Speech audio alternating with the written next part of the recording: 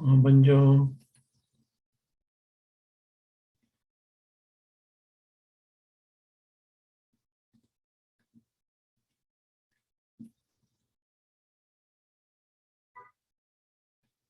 지난주 과제부터 좀 보겠습니다.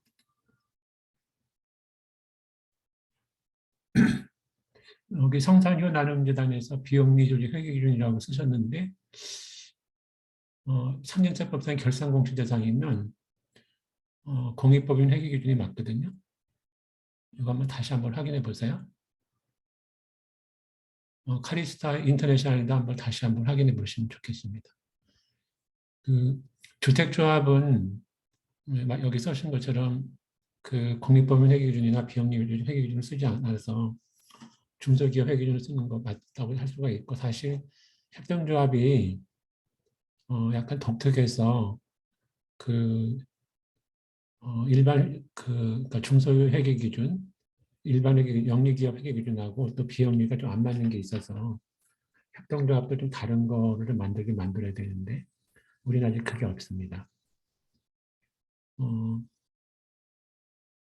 여기서는 물리학회는 아마 전혀 여기 물리학회가 정부 보조금 받고 있고 민간 위탁수업 하고 있다고 하셨는데 학회라서 안 하고 있지 않을까 생각이 드는데 다시 한번 확인해 보세요. 그럼 여기는 제가 빨간색을 왜 치느냐면 빨간색을 칠한 거가 거의 맞는 답입니다. 그러니까 장부가액이라는 것은 그 감가상각을 차감한 후의 금액이거든요. 그다음에 취득금액이라고 하는 것은 처음에 샀을 때의 금액, 이렇게 보면 됩니다. 보통 이게 법인들의 경우에는 영리법인들이 고정자산 같은 걸 사고 나서 감가상각을 하거든요. 그러면 기부할 때의 장부가격이라는 말이 나오거든요. 그래서 그게 장부가격하고 취득가격이 다르고요. 개인들의 경우는 사업을 하는 사람이랑 사업하지 않는 사람이 다를 수 있는데, 사업하는 사람은 영리법인이랑 비슷하게 감가상각을 했다 그러면 현물 기부할 때 취득가격이 아니라 장부가격 가지고 합니다. 왜 그러냐면 그 사업하시는 분은 사업소득세 낼 때 감가상각이라는 것을 비용으로 차감을 했기 때문에 장부가격으로 하는 것이 맞고요. 우리 같이 사업을 하지 않는 개인들의 경우에는 감가상각이라는 걸 하지 않으니까 사실은 몇 년 지났으면 중고가격이 있으면 중고가격으로 하는 것이 맞는데 세법에서는 그냥 취득가격으로 하는 것을 인정을 해주고 있습니다. 그런 좀 차이가 있다고 말씀드려요. 그래서 장부가격이랑 취득가격은 감가상각을 차감한 금액이냐 아니냐 이런 차이가 있습니다. 그다음에 이게 이제 정확한 답은 아닌데요. 빨간색으로 있는 게 홍록 의료지원대 하시는 게 맞은데 특수관계 있는 단체, 그러니까 영리기업이 특수관계 있는 비영리단체에 기부를 하게 되면 지난주 교재에도 이렇게 예시를 써놨는데 시가가 높게 되면 기부이익이라는 게 생겨요. 처분이익 비슷한 게. 거기에 대해서 법인세를 과세하게 되고 기부금이 높아지면 기부금 한도가 있으면 많아지면 관계가 없는데 기부금 한도를 초과하게 되면 여기 기부금 한도가 높아졌다는 말은 제가 지난번에 그렇게 말씀드렸다고 생각했는데 기부금 한도가 높아졌다는 것보다는 기부금 한도를 초과되면 그 초과 금액은 법인세에서 인정 못 받거든요. 그런 불이익을 주기 위함이다. 이렇게 볼 수 있는데 어디 공식적으로 써 있는 건 아니에요. 그럴 거다 이렇게 논리적으로 생각하는 겁니다. 개인들의 경우에는 여기도 이제 개인의 경우에 장부가액 시가의 맥스를 하는데 이거는 뭐냐면 개인들의 경우에는 기부금 한도를 가급적 높여주려고 이렇게 했다고 볼 수도 있습니다. 빨간색으로 친 게 거의 좀 맞다고 보시면 되고요. 그 다음에 여기는 그러니까 비지정기부금이라는 말이 뭐냐면 세법상에는 법인세법에는 지금은 공익법인 기부금 이렇게 다 바뀌었지만 예전에는 법정 기부금이라는 게 있었고 그다음에 지정 기부금이라는 게 있었는데 그거 이외의 기부금이 비지정 기부금입니다. 어떤 의미냐면 세법에서 지정되지 않은 기부금이기 때문에 세법에서는 비용으로 인정하지 않는 기부금을 그 세법상의 비지정 기부금이라고 하고요. 그냥 비영리 업계라는 표현이 뭐하지만 비영리 종사하시는 분들은 지정 기부금, 지정 후원금 이런 것이 뭐냐면 어디 용도를 구체적으로 지정한 후원금을 말하거든요. 그래서 반대로 비지정 기부금 이렇게 되면 용도를 지정하지 아니한 기부금 이렇게 볼 수 있는데 그게 세법상의 비지정 기부금이라는 용어하고 일반 비영리 섹터에서 그 용도를 지정하지 않은 비지정 기부금이랑 좀 의미가 다르거든요. 그렇게 다른 거라고 좀 보시면 좋겠습니다. 주택조합에서 그 정확하게 쓰셨는데 법인세법상의 지정기금이라는 것은 지정되지 않아서 전액 성분 불산입되는 것. 다른 말로 하면 전액 법인세에서 비용으로 인정 못 받는 것이 되고요. 사회복지사업상의 지정 후원금은 뭐냐면 후원자가 지정한 사업 용도에만 사용하는 기부금을 말합니다. 이거는 어느 분이 잘 쓰셨냐면 거의 다 맞게 썼는데 무슨 비영리 조직 회계 기준이라는 것은 법적 근거가 없어요. 권고 기준이고요. 거의 다 맞게 하셨는데 그다음에 모든 비영리 조직한테 적용을 권고하는 기준이고 공익법인 회계 기준이라는 것은 뭐냐면 상속세, 증여세 공익법인한테 대상을 하고 세법상의 그 근거 조항이 있어서 반드시 적용은 강제성이 있습니다. 그러니까 적용 범위가 공익법인이 좀 적은 대신에 강제성이 있다고 보시면 되겠습니다. 그다음에 기부금액 이거는 거의 다 맞긴 맞았는데요. 그러니까 우선 지난 시간에 그 교재를 보시면 우선 기부금 영수증을 발행했냐 발행하지 않았냐가 첫 번째거든요. 그러니까 기부금 영수증 발행을 했으면 그건 다 기부금을 가는 거고 그다음에 강제성이 있느냐 뭐 이런 거를 가지고 두 개를 더 구분하도록 되어 있습니다. 공익법인 회계 기준이 그 가이드라인이 나오고 나서는 그래도 기부금하고 회계를 어느 정도 구분하도록 해놨다고 볼 수 있습니다. 여기 수익용, 수익사업용 이렇게 쓰신 건 좀 다시 한번 생각을 해보세요. 여기 한빛교류센터를 좀 다시 생각해 보시는 게 좋겠습니다. 그 다음에 비용의 성격별 분류와 기능별 분류는 빨간색으로 표시한 데는 하신 분들은 잘 하신 거고 그렇지 않은 분들은 다시 생각들을 해보셔야 되는데 우선 성격별 분류라는 것이 여기 샘복지재단에서 쓰신 것처럼 뭐 급여, 복리후생비, 차량후생비 이렇게 그 비용의 성격별로 표시한 걸 말하고 기능별 분류는 영리법인들의 경우에는 티움재단에서 쓰신 것처럼 매출원가, 판매관리비 이렇게 할 수가 있거든요. 근데 비영리 쪽에서는 사업수행비용, 일반관리비, 그다음에 모금비용이 홍보비가 여기 들어가는 건 좀 아닌데 그렇게 크게 이렇게 사업수행비용, 일반관리비용, 모금비용 이렇게 합니다.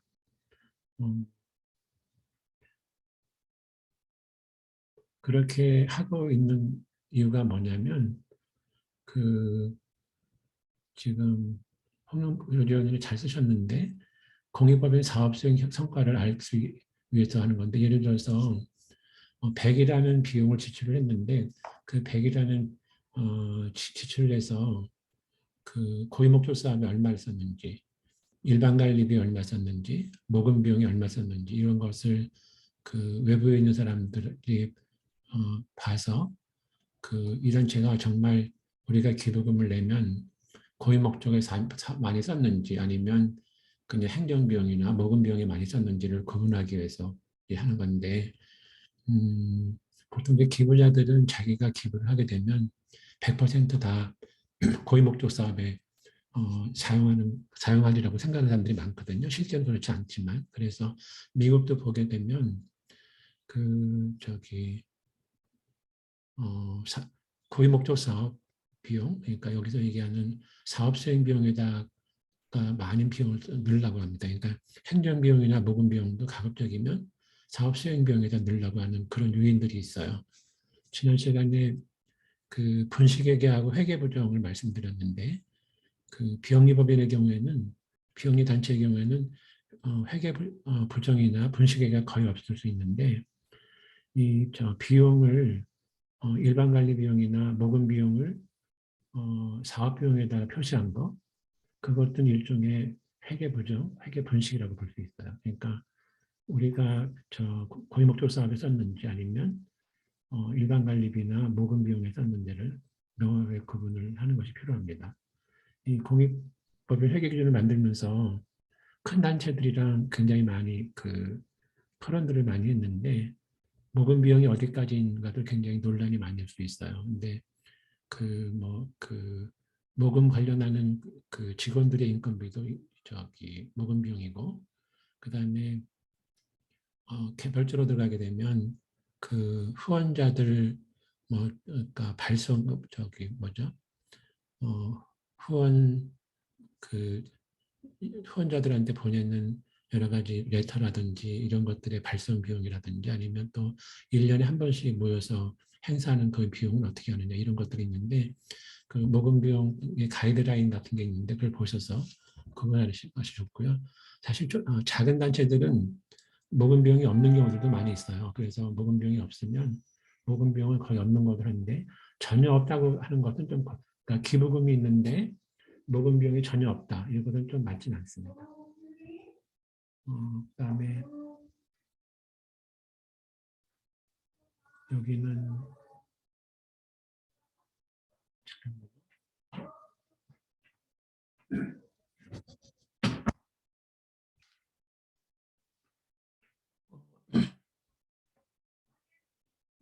이게 사실 이제 제가 이거를 작년부터 강의를 했던 이유가, 비영리 쪽에 수요는 있는데 그 공부가 많아졌으니까 수요가 많지 않아서 그 가르치는 데가 그렇게 많지 않아요.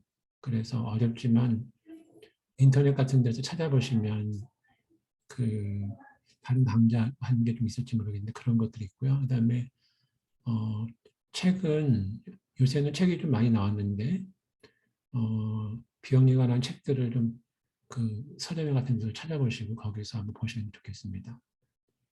그 청탄여담에서 PPT 파일을 주시면 좋겠다고 했는데, 몇 주 전부터는 제가 수요일 날, 목요일 날 다 올려놨거든요. 근데 이번 주는 이제 토요일 날 올렸는데, PPT 자료는 항상 공유하고 있습니다.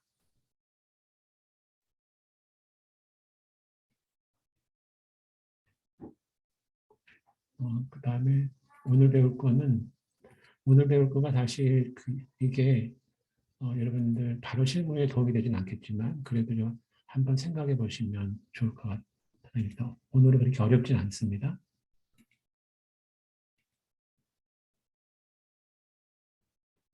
첫 번째가 이제 지배구조라는 건데요. 지배구조하고 뒤에 나오는 내부 통제랑 좀 비슷할 수 있습니다. 가버넌스라고 보통 이제 번역을 하는데,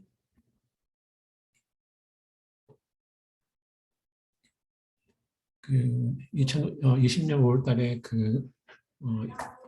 정의연대 사태라고 표시한 뭐지만, 그때 이제 있을 때 리얼메트라는 여론조사 기관에서 시민단체 회계 투명성 제고 방안을 조사했을 때 이렇게 나왔습니다. 외부 회계기관 감사를 많이 해야 된다. 정부가 직접 관리를 많이 해야 된다, 이렇게 나왔는데, 제 개인적인 생각인데요. 외부 회계 감사 아무리 잘해봤자 회계 부정 같은 거나 분식 회계 이런 거를 걸러내기가 그렇게 쉽지 않습니다. 그래서 제가 늘 강조하는 게 뭐냐면요. 대표자하고 담당자들의 윤리의식이 가장 필요해요. 특히 대표자 윤리의식이 굉장히 중요하고요. 영리기업에서도 저희 친구들은 거의 다 은퇴를 했는데, 은행 지점장들이 기업들한테 대출해주면서 가장 핵심으로 보는 게 뭐냐면, 사업 전망 이런 거 다 보는데, 그 사장이 얼마나 성실한 사람이냐, 성실하지 않은 사람이 굉장히 중요하거든요. 근데 이거는 영리, 비영리를 뿐만 아니라 어디나 공통적입니다. 그러니까 비영리에서도 그 단체의 그 최고 책임자가 건전한 윤리의식을 가지고 사명을 가지고 하는지 아니면 그 개인의 이익을 추구해서 하는지 이게 가장 중요하거든요. 그래서 윤리의식이라는 거, 이건 뭐 어떻게 강화하기 어렵지만 어렸을 때부터 뭐 가정교육이라든지 뭐 이런 걸 가지고 해야 되는데 그게 가장 필요하고 또 하나 중요한 것이 뭐냐면 건전한 지배구조, 그다음에 내부 통제 강화 이런 것들이 좀 필요합니다. 그 정의연대에 대해서 제가 비판한 글도 많이 썼는데 거기 이사들이 한 30몇 명이 있었거든요. 근데 좀 이따 말씀드리겠지만 이사들이 제대로 그 역할들을 잘 해야 돼요. 그래서 그 한 사람이 독주하지 않도록 그렇게 하는 것들이 좀 필요합니다. 이제 비용단체 회계나 부정 같은 걸 보게 되면 그 거의 다가 큰 단체들이 아니고 작은 단체들 여기 써 있는 게 이제 K스포츠 미래재단이라든지 뭐 어금니 아빠, 정의연대 이런 데를 보면은 그 단체에 이끄는 그 리더들의 성실성하고 성실성의 인테그리티라는 용어인데 자질 같은 게 필요하고요. 그다음에 그걸 어떻게 하냐고 하게 되면 옆에 써 있는 것처럼 횡령의 문제가 발생했을 때 어떻게 처벌할 것인지, 그다음에 지배구조를 개선을 어떻게 한다든지 이사들의 기능을 활성화하는 것, 뭐 이런 것들이 있습니다. 그다음에 그 제가 비영리법인들의 그 감사를 자원봉사로 굉장히 많이 하고 있는데 감사나 이사들이 아무리 밖에서 많이 보더라도 안의 실정은 누가 가장 아냐면 내부에서 근무하는 분들이 가장 많이 알거든요. 그래서 그 안에 근무하는 분들이 부정이나 아니면 뭐 개선할 걸 봤을 때 이제 그 어떻게 외부에다 알려서 그거를 이제 시정하게 할 수 있는 거 그것이 굉장히 중요합니다. 교재는 없는데 제가 뉴욕 타임즈 룰이라는 걸 갖다가 조금 전에 준비하면서 써놨는데 혹시 여러분들 지금 검색하셔서 뉴욕 타임즈 룰이라고 한번 검색해 보실래요? 뭐라고 나오는지?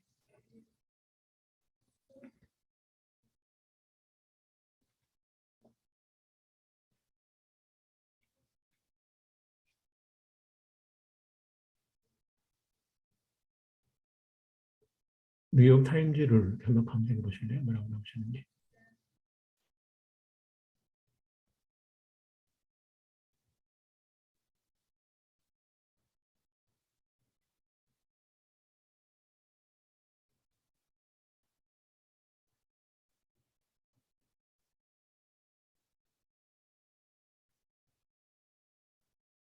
아무도 안 올리시네.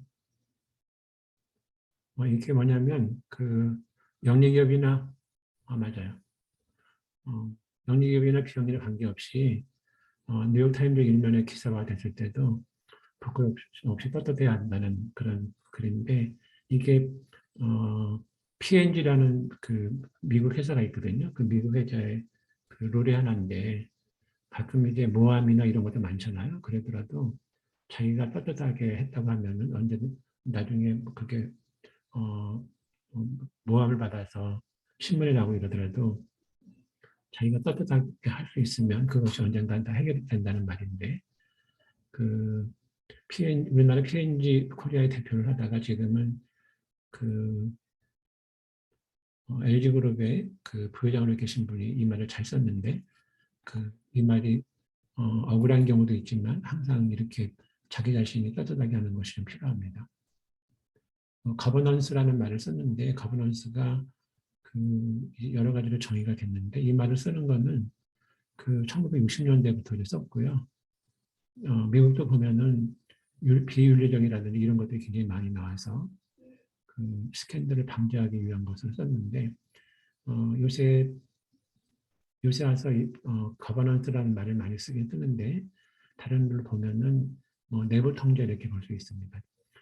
지배구조라는 것이 뭐냐면 그 나라를 보면은 우리나라가 대통령제잖아요. 그래서 대통령이 최고 위에 있고 그다음에 그 국회하고 행정부하고 사법부 이렇게 나눠진 거. 그것도 이제 국가의 지배구조인데 주식회사들 보면은 주주총회가 있고 이사회가 있고 감사가 있거든요. 그런 것들도 지배구조라고 얘기를 합니다. 그러니까 조금 뒤에 나오는 그 내부 통제 제도의 일부라고 볼 수도 있어요. 그다음에 영리기업에 관해서는 그 한국기업지배구조원이라고 해서 그 한 4년 전에 만들어진 단체가 있는데 KCGS라고 해서 상장 회사들은 기업의 지배구조에 관한 것들을 증권거래소에 신고하도록 하고 있고요. 그다음에 지금은 자율공시인데 이것도 의무공시로 바꾸고 있습니다. 그러니까 상장된 회사들은 어, 상장 시장에서 자금을 조달하는 그런 이점이 있는 반면에 그 일반 투자가들을 대상으로 하는 여러 가지 보고들을 하는 감시나 규제가 굉장히 많이 있습니다. 비영리 단체들의 경우도 보면은 비영리 단체도 제가 8월 말에도 여기에 관한 발표를 하나 하는데 사실 이제 비영리 단체는 너무 그 스펙트럼이 많아요. 그래서 이익단체들도 있고 시민단체도 있고 종교단체도 있고 자선단체도 있고 그리고 또 설립준거법에 따라서 민법상의 비영리법인, 공익법인상의 공익법인, 사회복지법인, 학교법인 다 다르기도 하고요.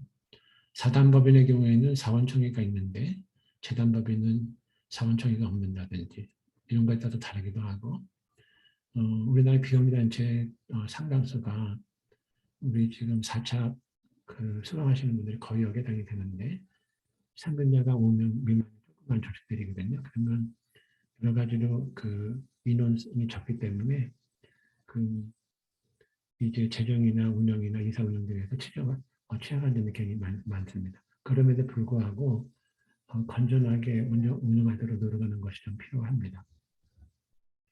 이거는 한 2년 전에 번역된 책에 나오는 건데 거기 이제 미국 걸 보면은 경영진 중심의 그 비영리가 있고요. 아니면 이사회 중심이 있고 두 개가 서로 상생하는 그런 모델이 있는데 요 모델은 뭐냐면 그러니까 상근 대표나 상근 사무국장 중심으로 운영되는 모델을 말하고 여기는 이사회가 거의 권한을 모두 가지고 있는 모델이고 이거는 서로 균형을 맞추고 있는 문제인데 우리나라는 이거 제가 이민을 떠났는데 우리나라는 설립자는 또는 주도적인 인물이 있어서 그 사람이 자리의견하잖아요. 이런 모델도 좀 있어요. 우리나라에 이런 데들도 있고 이런 데도 있고요. 제가 볼 때는 이런 데도 많지 않나 생각이 듭니다. 그다음에 말씀 하나 드린 거는 사단법인은 재단법이랑 큰 여러 가지 차이가 있는데 사람들이 모인 데라서 그 총회라는 게 있습니다. 총회라는 것이 이제 모든 회원들이 그러니까 정회원들이 모이는 단체인데 그 아주 잘하는 데들은 매 연도마다 그 사원 회원이 몇 명인지를 그 카운트하고 그 다음에 회비를 안 내면 그 정회원 자격 정지시키고 이렇게 하면서 그 정회원을 그 수를 업데이트하면서 이렇게 됐는데 이제 총회를 민법이나 정관대로 개최하는 것은 각종 협회가 있어요. 예를 들어서 제가 주변에 있는 데들은 변호사회, 공인회계사회, 의사협회 이런 데들은 회원들이 굉장히 깐깐하거든요. 이런 데들은 그 저기 정회원 관리도 잘하고 총회도 굉장히 그 규정에 따라 잘합니다. 학회들도 뭐 잘한다고 볼 수가 있어요. 근데 그렇지 않은 조그만 단체들은 총회를 제대로 못하는 경우들도 있고요. 어떤 데들은 그 이사회하고 총회를 제대로 구분하지 못하는 것들도 있습니다. 그래서 사단법인의 경우에는 꼭 총회를 1년에 한 번 꼭 해야 되고요. 그 다음에 정회원하고 의결권이 없는 강단 명확하게 구분을 해야 됩니다. 그리고 이거는 추천사항인데 결산서를 공개할 때 그 정회원 수가 몇 명인지도 공개를 해야 되고 법에는 없지만 홈페이지에도 총회의사 같은 거는 공개하는 것이 그 이해관계자들이랑 소통한다고 볼 수 있습니다.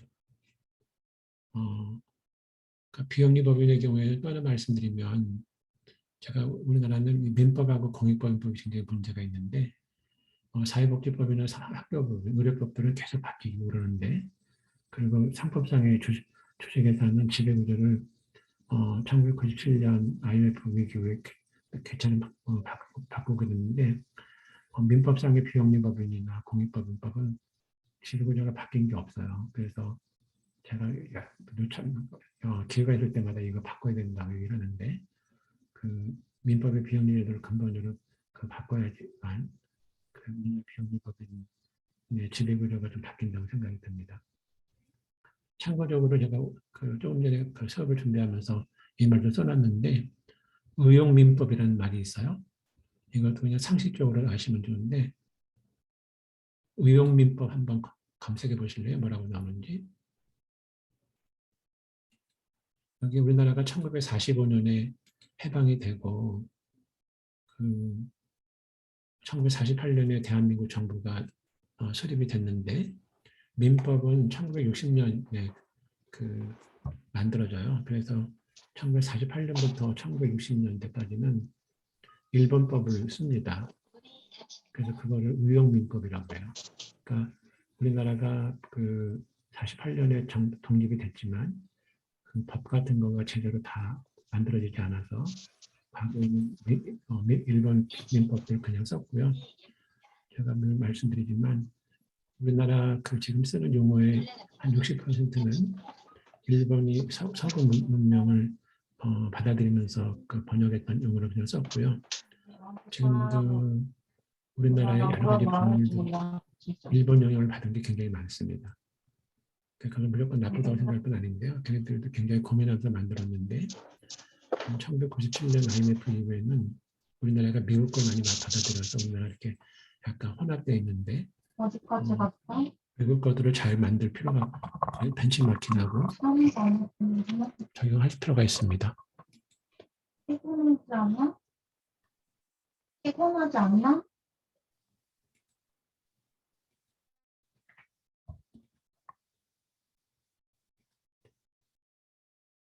이거는 그냥 넘어가고요.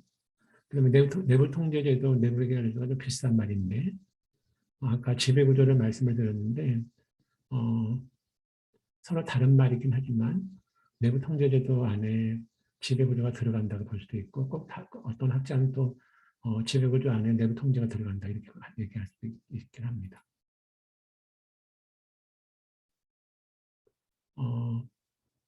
여러분들 거의 새로운 거를 많이 배울 텐데요. 미국도 회계부정이라는 게 굉장히 많았어요. 벌써 20년이 넘었는데 2000년대 초반에 미국의 거대 에너지 기업인 엔론이라는 회사가 망합니다.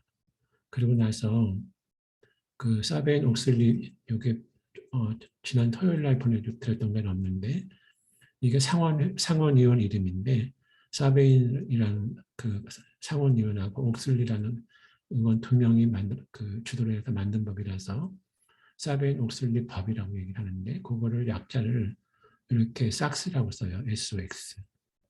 그래서 미국이 2000년대 초반에 엔론 사태가 생기고 나서 여기다가 미국판 회계개혁이라고 쓰는 게 좋을 텐데 내부 통제에 관한 보고서라는 것도 만들고 PCUA 이런 것들 여러 가지를 만들었습니다.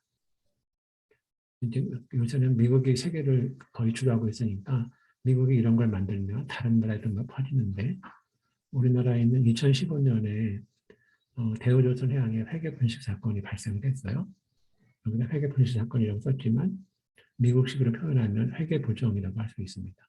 그래서 대표이사를 비롯한 여러 사람들이 형사처벌 받고 여기를 회계감사했던 회계사들도 민사소송, 형사소송으로 처벌받고 이랬습니다.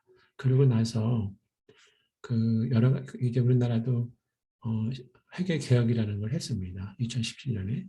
그래서 주식회사 등의 외부감사에 관한 법률, 이거가 약자로는 외감법인데 신외감법이라는 걸 만들어서 여러 가지를 많이 강화를 했어요.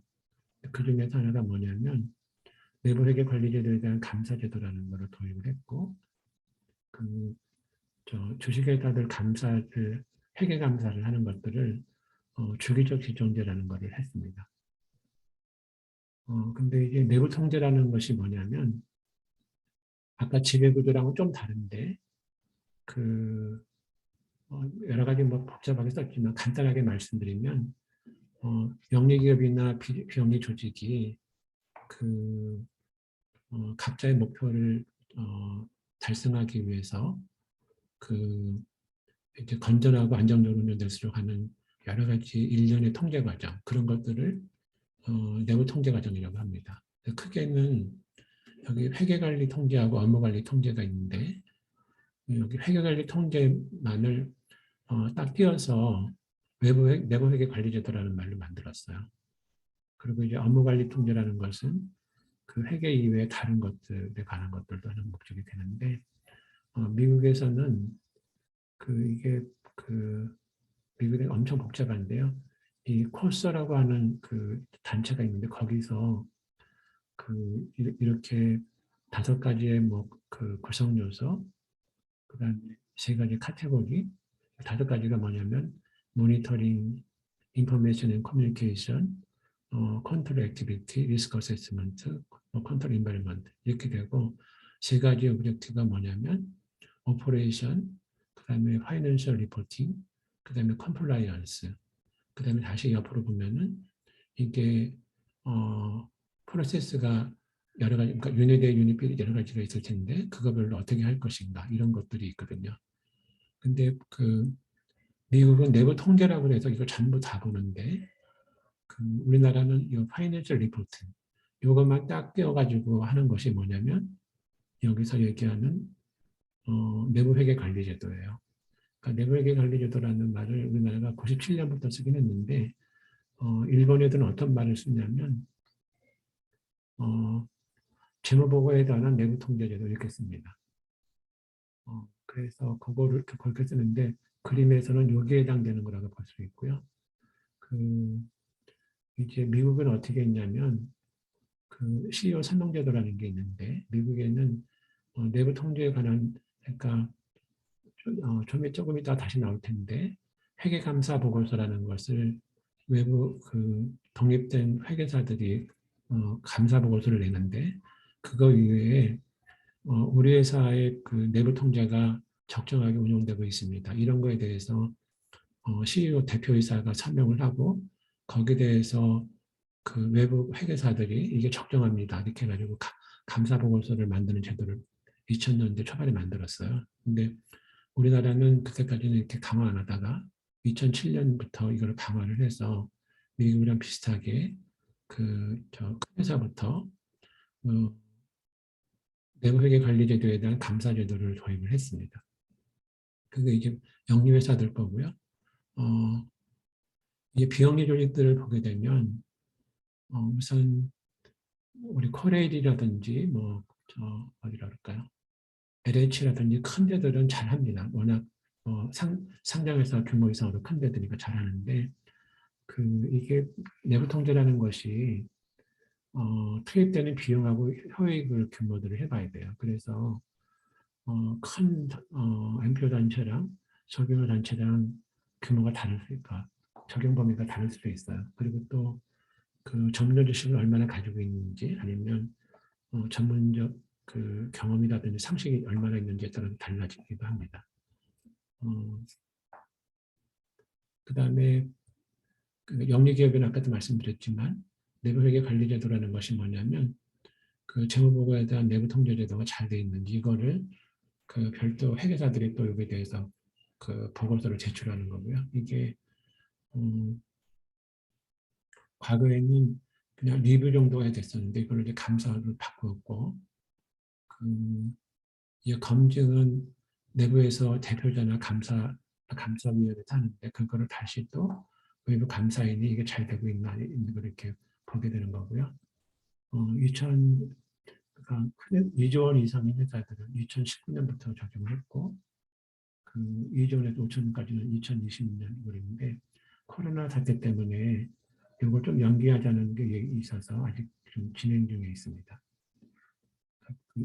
비영리에는 그렇게 이렇게 큰 단체가 없기 때문에 해당이 없지만 영리기업들은 이렇게 내부회계 관리제도, 내부 통제제도에 대해서 굉장히 엄격한 감사를 받고 있다는 것을 아시면 좋겠습니다.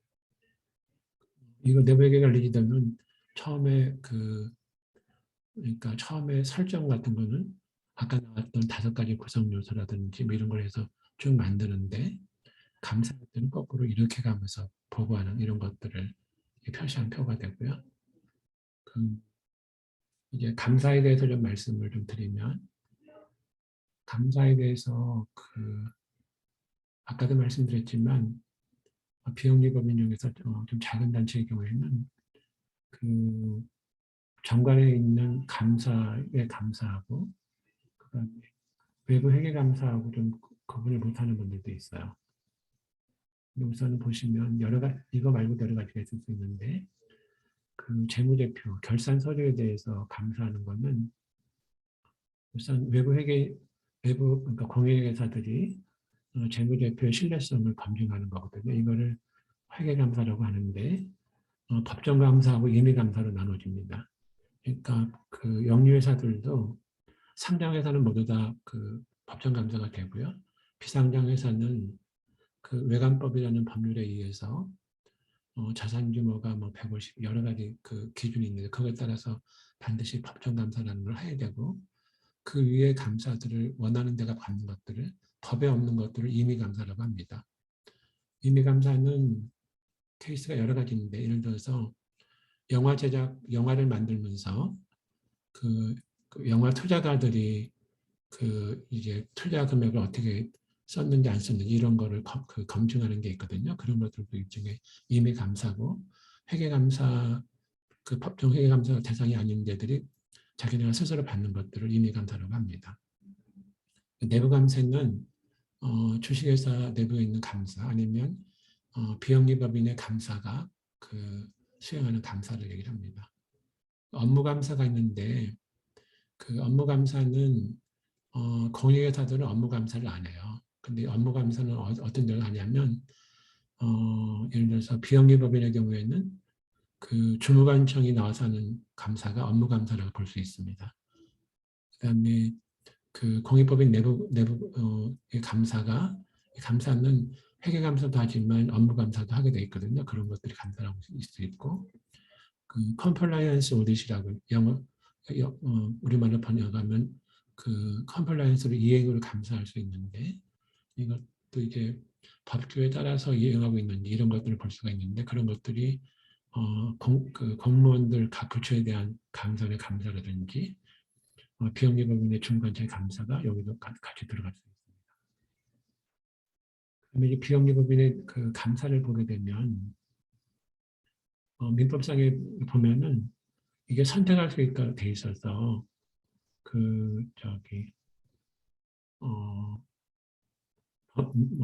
민법에 의하면 감사는 임의기관인데 실제로 우리나라의 비영리단체 중에서 감사가 없는 곳은 거의 없어요.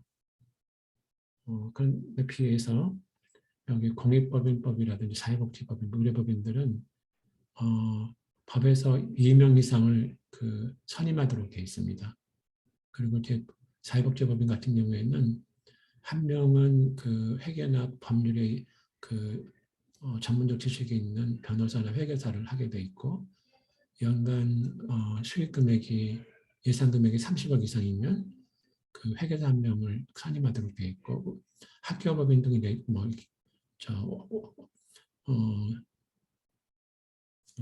재학생이 500명 이상인 대학법인들은 회계사를 감사를 한다고 이렇게 돼 있는데 실제 보면은 이게 감사를 아주 열심히 하는 경우도 있지만 제가 본 사례를 보면은 감사가 뭔지도 잘 모르는 분이 감사로 선임되어 있는 경우도 있고 그냥 이제 사무국에서 작성해준 감사 보고서에다가 서명만 하는 경우도 있는데 이것들도 좀 이것도 이제 성실성의 문제가 되는데 자기가 맡은 일을 잘 수행하는 것들이 필요하긴 합니다. 또 하나는 이게 감사가 좀 어려운 게요. 대표를 감시하는 자리인데 너무 열심히 하다 보면 그 서로 이렇게 컨플릭트가 있을 수 있어서 굉장히 조심할 필요는 있긴 있습니다. 여기도 썼지만 아까도 썼던 걸 거의 말씀드렸는데 이런 것들을 굉장히 잘 할 필요가 있다는 말씀을 드리고요.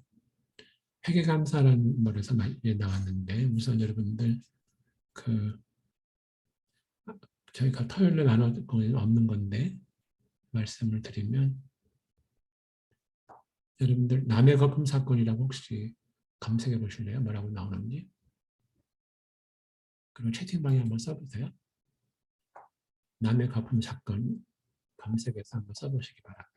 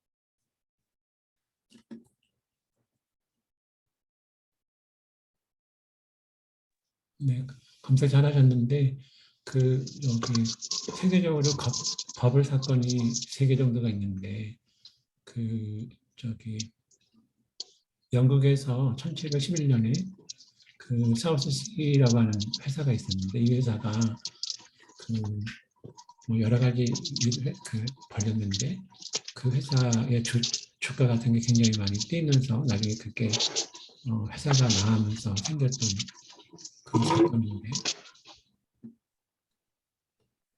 이 사건으로 인해서 영국 정부가 그 공인회계사 감사제도도 도입하고 이렇게 됩니다. 그 우리가 유명한 누구죠? 그 영국의 유명한 그 과학자 중에서 뉴턴이라는 사람이 있잖아요. 뉴턴이라는 그 학자도 남의 그 주식회사에 투자를 했다가 손실을 보게 됐다고 하는데 그 또 하나가 여러분들 또 하나 여러분들 대리인 이론인 것도 한번 검색해 보실래요? 대리인 이론 뭐라고 나오나?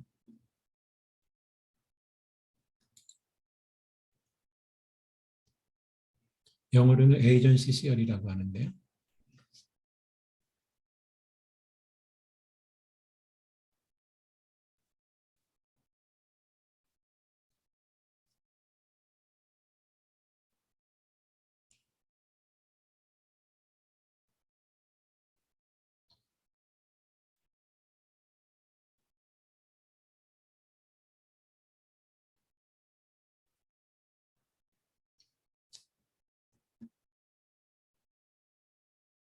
네, 잘 이렇게 선생님 잘 검색하셨어요. 그 영어로는 에이전시 시열이라고 하는데 그 저기 이제 주식회사가 우리나라는 소유와 경영이 분리된 경우가 그렇게 많지는 않지만 그 특히 미국 같은 경우에는 주주가 회사의 주인인데 회사의 주인이 프린시플하고 그다음에 그 경영진이 그 이제 회사를 운영하는 거를 위탁받은 대리인 에이전시가 되는데 그 저기 정보는 누가 많이 알고 있냐면 이 에이전시 경영진이 많이 알고 있거든요. 근데 보통은 그 이 경영진이 그러니까 일을 맡긴 집사 같은 사람이 주인을 위해서 열심히 봉사를 하는데 가끔 가다가 두 사람이 이게 컨플릭트가 있으면 이 경영진도 자기 개인을 위해서 일을 하고 막 그러거든요.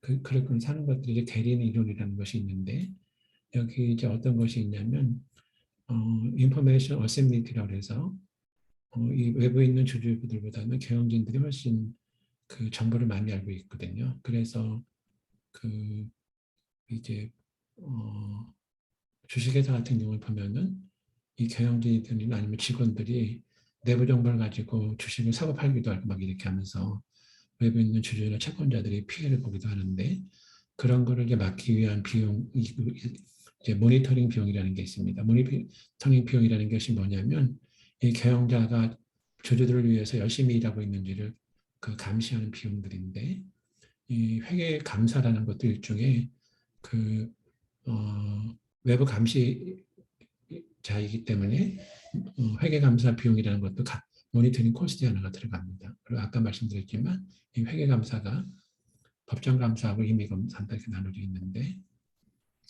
재무제표가 결산 서류가 있는데 이 결산 서류는 경영자들이 만들어서 발표하는 거거든요.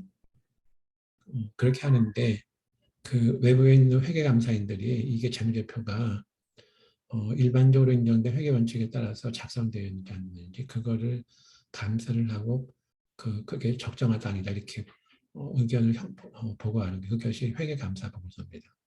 그러니까 원래는 이 회계감사가 그 회사의 부정이나 횡령이 있다 이런 거를 발견하는 목적이 감사가 아니고 재무제표가 지난 시간에 배웠던 일반적으로 인정된 회계 원칙에 따라서 작성되어 있는지 그거를 그 보고하는 것이 회계감사 보고서입니다. 감사 보고서는 종류가 이렇게 적정 의견, 한정 의견, 부적정 의견, 의견 거절 이렇게 네 가지로 나눠집니다. 이렇게 해서 이제 적정 의견은 이게 뭐 이렇게 적정하다 돼 있고 한정이라는 것은 언어하는 걸 빼면 안 된다는 것이 있고 부적정을 안 썼는데 한정 의견보다 좀 더 중요성이 높은 거는 부적정이라고 그러고요. 의견 거절은 뭐냐면 의견을 표시할 수 없다고 하는 것들이 의견 거절입니다. 이렇게 이제 그런 보고서의 문구들인데 비영리법인들의 경우에는 거의 다 모든 기업들이 거의 대부분 적정 의견이 나가는데 회계 기준이 맞지 않는다든지 아니면 도산 직전에 있는 회사들 이런 경우들은 의견 거절을 당할 수가 있어요. 몇 년 전인데 2012년이나 2019년 20년에 아시아나 항공이 그때 회계감사인이 3일회계 법인이었는데 아시아나 항공에서 재무제표를 잘 제출하지 않아서 3일회계 법인이 의견을 거절하거든요. 그런데 그거로 인해서 의견 거절한다 그랬더니 아시아나 주가가 떨어지기도 하고 그다음에 은행들이 아시아나 대출금을 막 회수하고 막 그래서 아시아나가 더 어려워져가지고 결국은 지금은 완전히 끝나진 않았지만 대한항공한테 합쳐지는 그런 것이 되는데 과거에 비해서 이 회계감사 의견이 굉장히 중요합니다.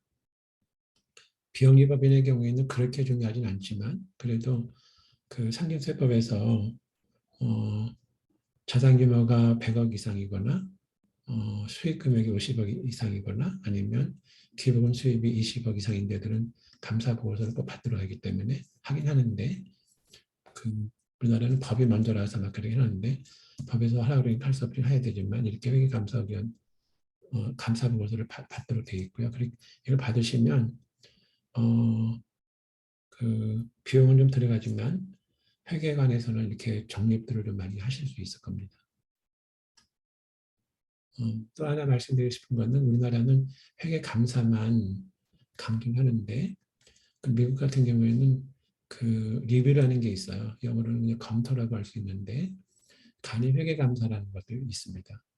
근데 우리나라는 지금 법에는 회계감사만 하게 됐는데 요게 절차도 좀 간단하고요. 그다음에 비용도 적게 들어가는데 언젠간 이런 간이 회계감사라는 것들 많이 퍼졌으면 하는 생각이 들고 참고로 미국 같은 경우에는 100만 불 이상 그러니까 우리나라를 보게 되면 10억 100만이니까 연간 수입이 10억 정도 되는데 거기는 감사를 받게 돼 있고 25만 불부터 10억, 25만 달러에서 10만 달러까지는 그, 저, 리뷰, 간이회계 감사를 받도록 되어 있습니다. 그 다음에 전문 모금가에 의해서 모금에 관여해서 이런 데들은 감사를 받도록 하고 있습니다. 호주도 좀 비슷하긴 한데 우리나라도 이렇게 어, 저기 레귤러 회계감사가 아니라 간이회계감사하는 것들은 필요하다고 하는데 아직 그 정부에 법제화된 것은 없습니다. 그 다음에 이것도 그냥 상식적으로 아시면 좋아서 넣어놨는데 올해부터 자산 규모가 1,000억 이상인 공익법인은 주기적 지정제도라는 거에 적용이 돼요. 그게 1,000억 이상인 비영리법인이 우리나라에 66개 정도가 있는데 거기가 올해부터는 회계감사인을 자기네들이 선임을 하지 못하고 국세청에서 지정해 준 데서 감사를 받게 됩니다. 저는 이걸 좀 반대하는 사람이었는데 아까 말씀드렸던 영리법인들의 경우에는 어떻게 들어가 있냐면 6년은 회사가 자유로 선임하는데 3년은 금융감독원이 지정한 회계감사인으로부터 감사를 하도록 이렇게 바꿔놨어요. 그게 이제 상장사들하고 그다음에 1,000억 이상인 비상장 회사에서 소유와 경영이 분리되지 않은 회사들은 이렇게 하도록 해놨는데 회계사들은 이거를 뭐 감사 공용제라고 얘기하는데 이건 좀 말이 좀 안 되는 것 같고 그래 이걸 하고 나서 어떻게 됐냐면 과거에는 회계사들이 우리나라가 전형적으로 갑과 을이라는 게 있는데 갑이 아니라 을이라서 회계감사 보수도 적게 받으면서 그 저 뭐라고 말씀드려 회계감사 의견도 회사가 말하는 대로 써줬다 이런 불판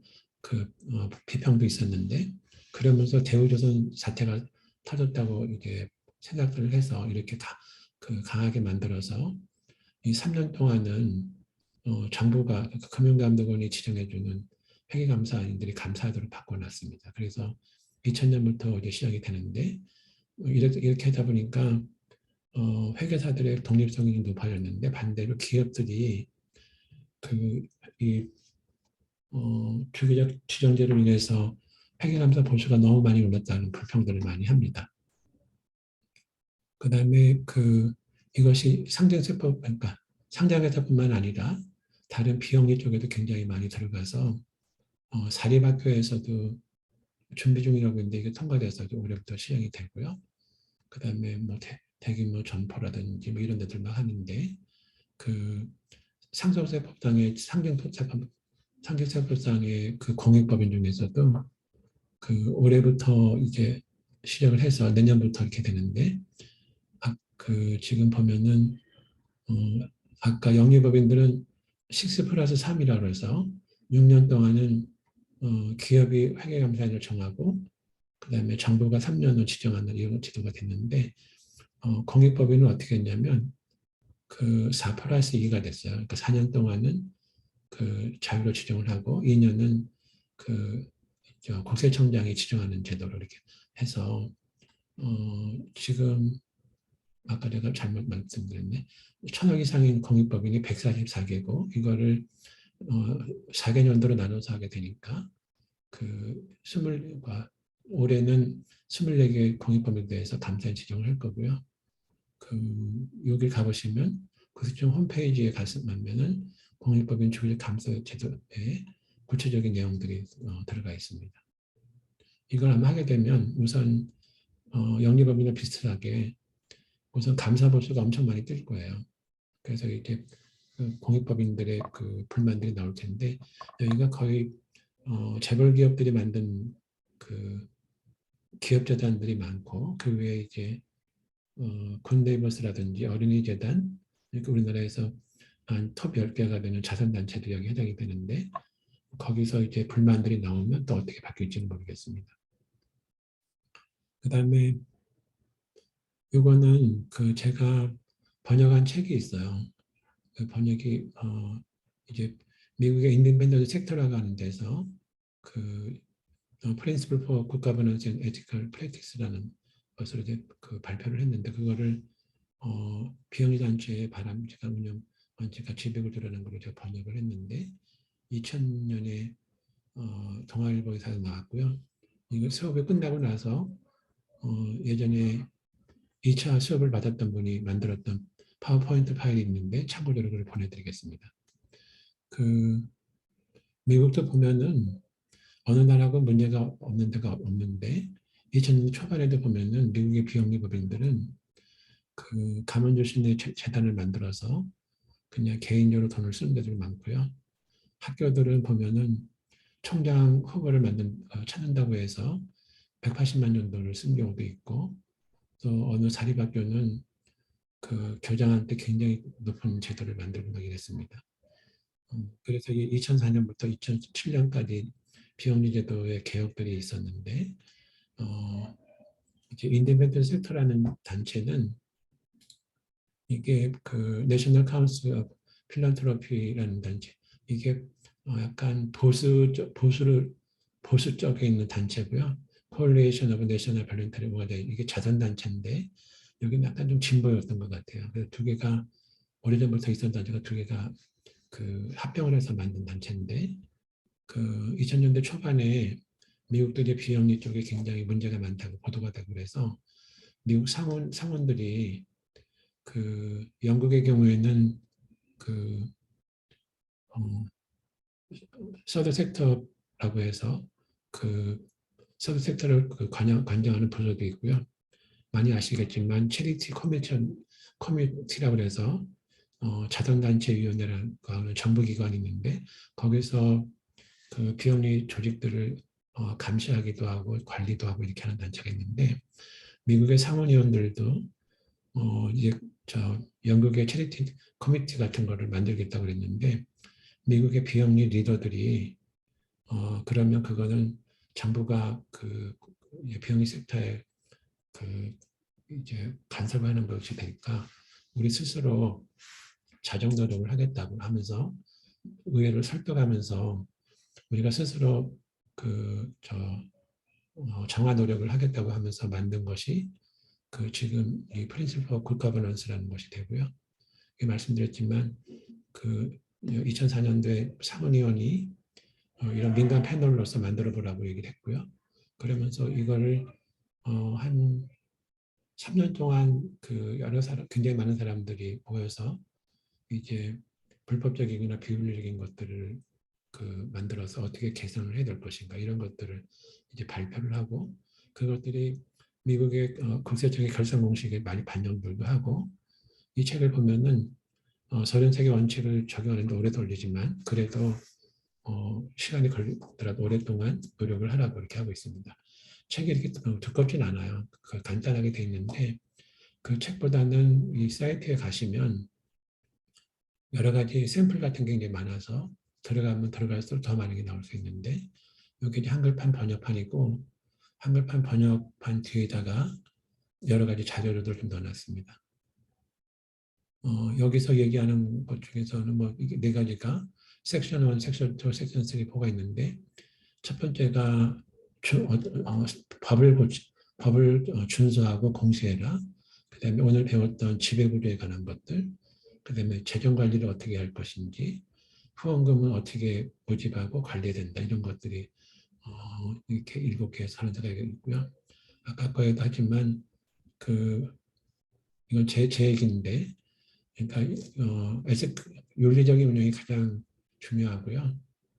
또 저를 비롯한 모든 사람들이 오래되면 초심을 잃게 되는데 초심을 잃지 않게 되고 그 다음에 그 공을 그 빙자해서 사를 추구하는 것 그런 것들을 철저하게 이제 뭐라고 하는 없애도록 노력을 해야 되고 가장 저게 뭐냐면 위법이나 비리에 대해서 최선의 방식이 뭐냐면 자기 자신에 대한 경계심이라고 볼 수 있거든요.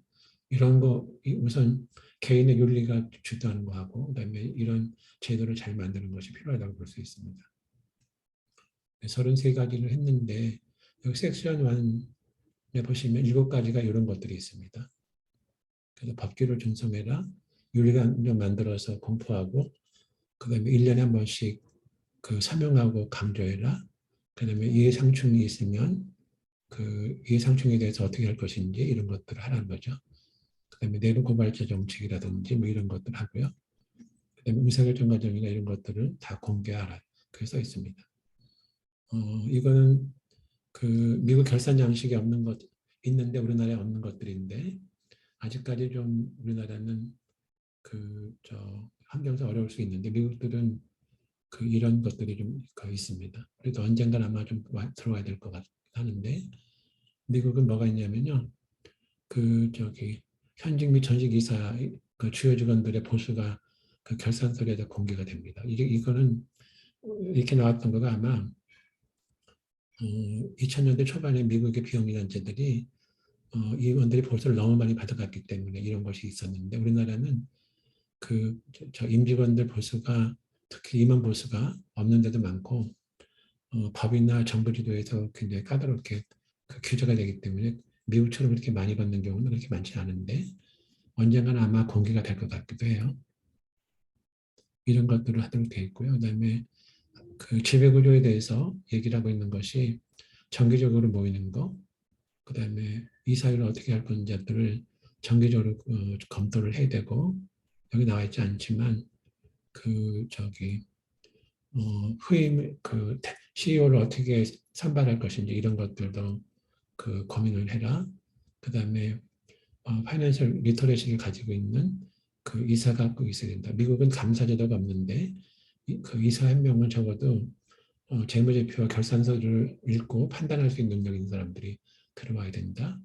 그다음에 이사들이 서로 특수관계가 없어야 되고, 그다음에 대표나 이런 사람들을 매년 성과 평가를 하도록 하는 것들도 있고요. 그다음에 이사에 대한 교육이나 소통 같은 것들도 강조를 굉장히 많이 합니다. 지배구조에 대해서는 이렇게 뭐 평가해라 이런 것들이 좀 있습니다.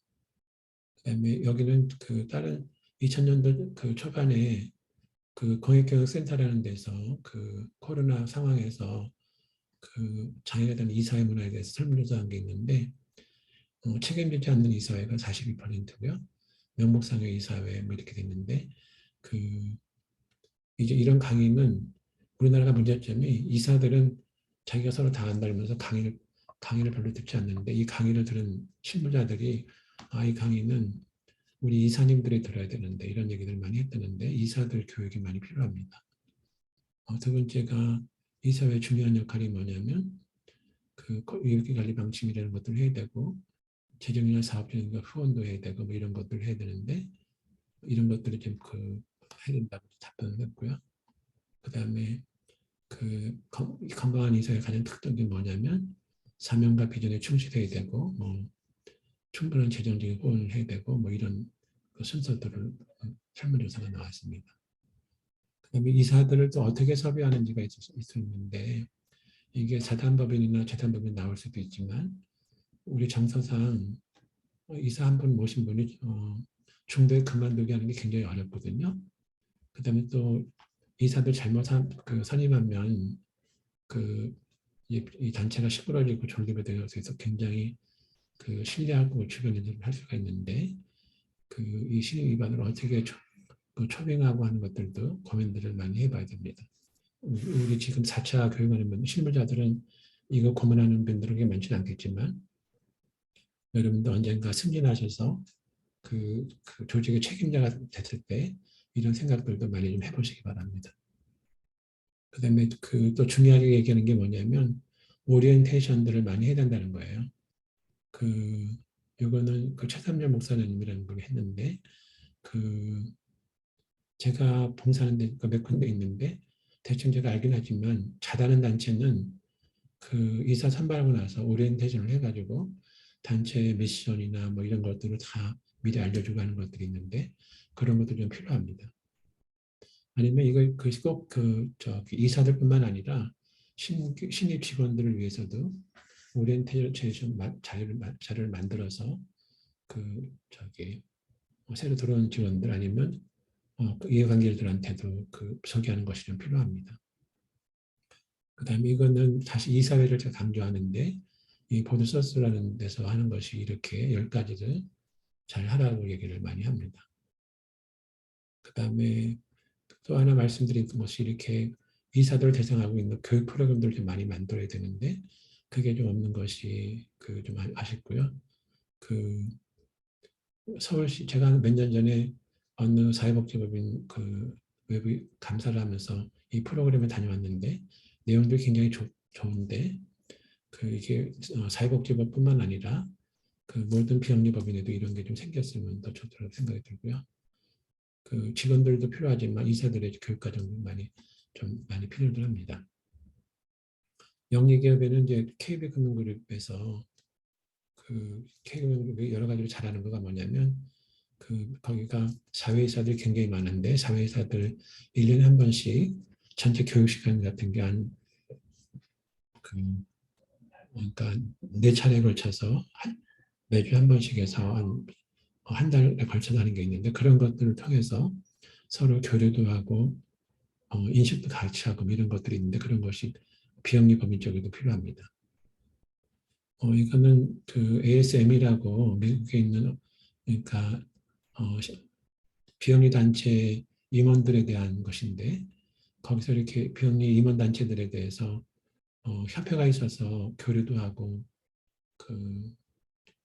자격증들 만들고 이랬는데 우리나라도 어느 분이 도입하려고 했는데 시기상조라고 안 됐습니다.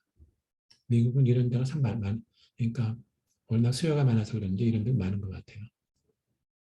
그다음에 이사회 얘기를 다시 말씀드리면 이사회 리트레시나 세미나나 워크숍 연수회 같은 것들을 좀 할 것이 필요하다고 얘기를 하고요.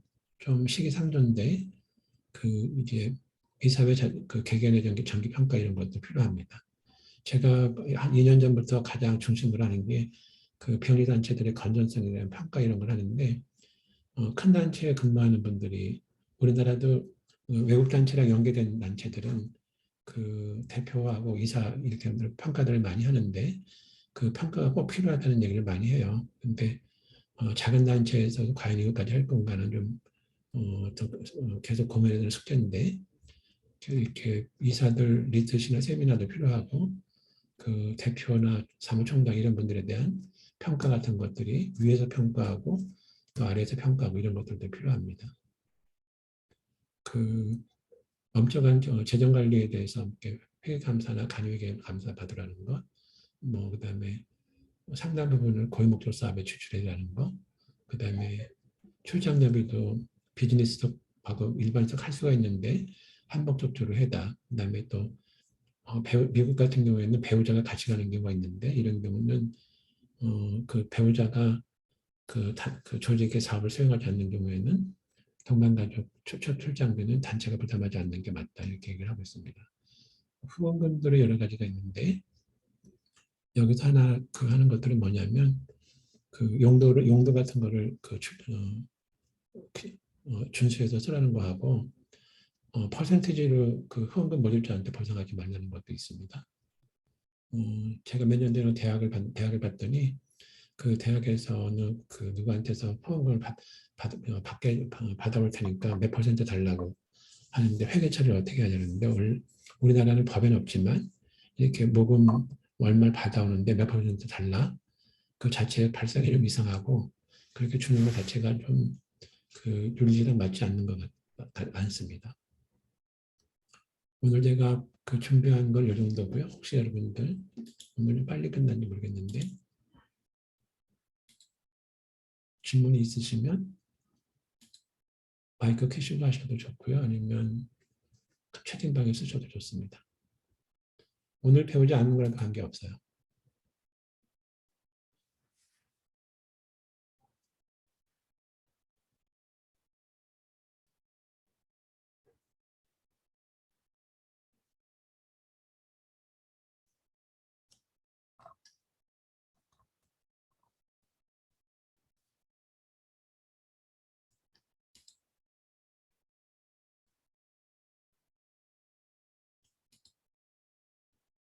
질문이 없으면 20분 남았지만 빨리 끝내겠습니다.